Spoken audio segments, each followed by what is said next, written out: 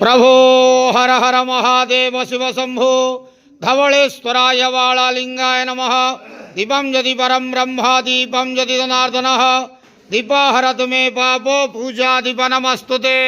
अहे धवलेश्वराय वाळालिंग महाप्रभु संसार सुखी रखंतु। आज पवित्र सांब दशमी पुत्रदा एकादशी शुभ मंगलवार रे समस्त श्रद्धालु भक्त मानकर मंगल करंतु। समस्त श्रद्धालु भक्त मानक आश्रीपद करंतु। मनस्कामना पूर्ण करंतु। कर्म क्षेत्र उन्नति करंतु। ग्रहरिष्ट खंडन करंतु। जगतर मंगल करंतु। विश्वर कल्याण करंतु। आपणकर नाम विख्यात करंतु। सेवकर डाक श्रवण करंतु। समस्त व्यवसा भक्त मानकर मनस्कामना पूर्ण करंतु।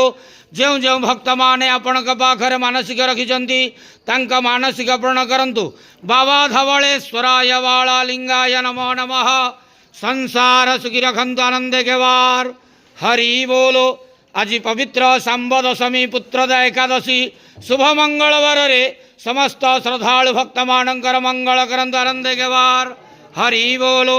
हर हर महादेव शिव शंभो धवलेश्वराय वाळालिंगाय नमो नमः।